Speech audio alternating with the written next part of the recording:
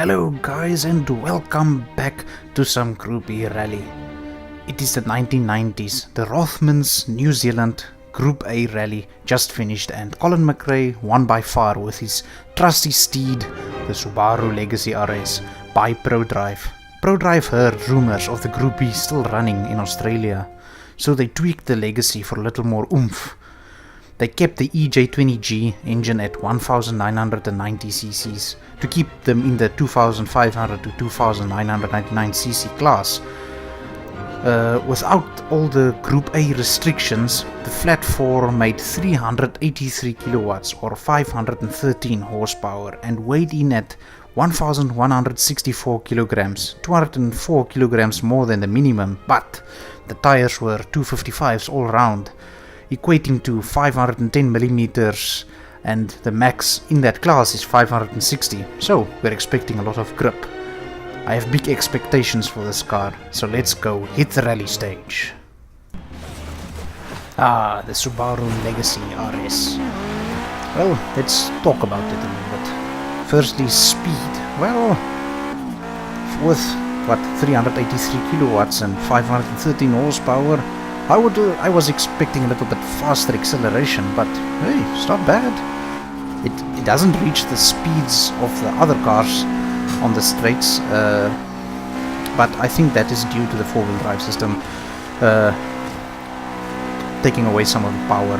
But hey, it can keep relatively good speed around the corners, and it handles the jumps quite well. As you can see there, no hassles whatsoever.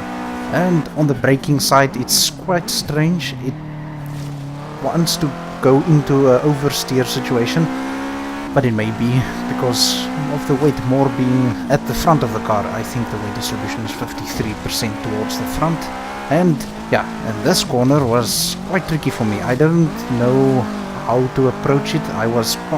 The previous episodes I was driving cars that were rear wheel drive or so overly powerful that they were constantly sliding, and this car was actually pretty grippy, if I may say so. So that corner, I knew the line quite well on this lap.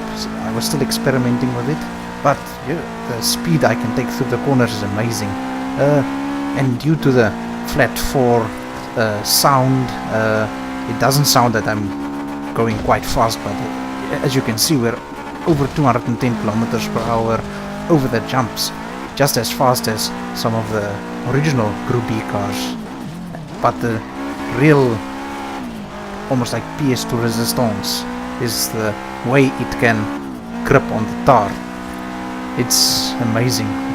Yeah, and we're now running here on the straight 240, 200, come on, 250 kilometers per hour and onto the brakes, not into it. But as you can see here, when I started braking, the car initiated into a slide, while with other cars it's not that big of a deal, or doesn't actually happen. It's quite strange. I preferably not use the handbrake, but sometimes I have to, especially at corner, what number corner was it? I think it's 8. 1, 2, 3, 4, 5, 6. Yeah, it was corner 8. Second round. Yeah, this round was quite good for me. I got the almost like the flow going, as they would say. But this car is quite easy to handle.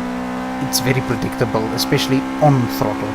When you're off of it, as I said, it's tend to slide about a little bit.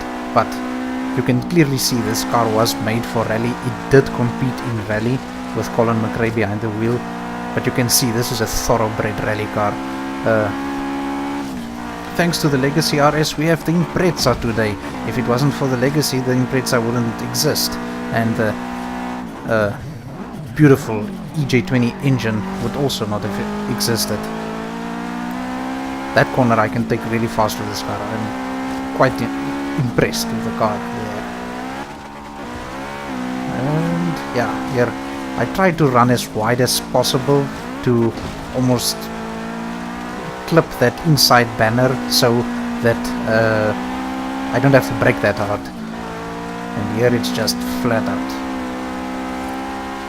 Strangely enough, the car doesn't hit 6th gear there. Most of the other rally cars do.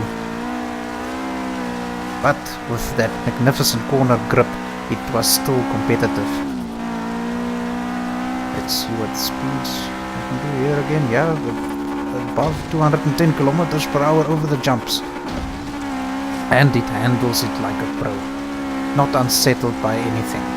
It really helps when you have independent suspension all round. Oh, hitting the wall there. Yeah, I believe it had McPherson strut suspension all round.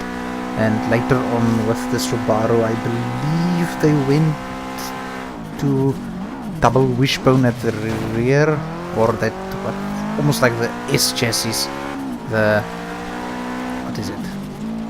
Not a semi-trailing arm. Semi-trailing arm is like the Sierras and the BMWs. I think it's double wishbone, but yeah. But for a McPherson strut 4-wheel drive car, this car handles really well.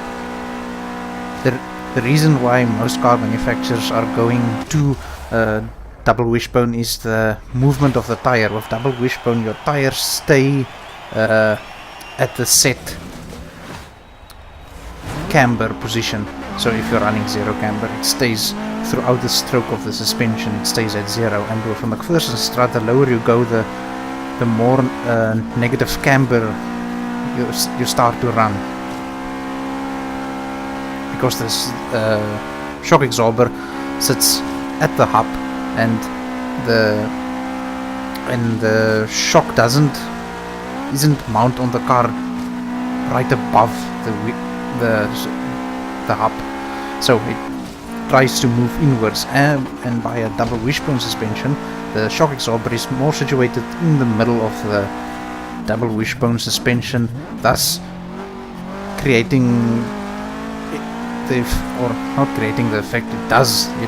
The shock absorber is 90 degrees towards the ground, so when the wheels go up, it stays at 90 degrees, and due to the two arms holding the wheel, it stays at the set mount camber. So if you want to adjust the camber on a double wishbone suspension, most of the time you have to either lengthen the lower control arm or shorten the upper control arm. If you want negative camber, and positive camber is vice versa. Make it shorter at the bottom, longer at the top. Okay, and enough about suspension setup. Let's see what the Subaru does. I get quite carried away with car related things. Yeah, this lap wasn't so good. It was faster than my first lap, but that second lap, just perfect. So yeah, one thing that this car feels slow, if you can say that, as I am doing 250 kilometers per hour. That's almost like a plus side to it. It feels slow, so it feels like you're in control almost all of the time.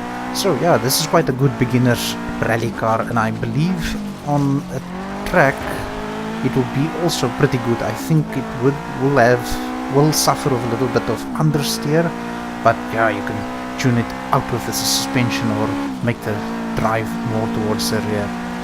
And we're on the final straight, 250, and across the line. Now let's go see the times. And the Subaru Legacy RS nudges back that Renault Alpine into 6 with a 2 minute 27.788, showing that grip is better. Yeah, I hope you guys enjoy this episode. Please leave a like and subscribe, and until next time guys, keep it sideways, keep it fun. DriftBuddy out. Say the word, say the word. Say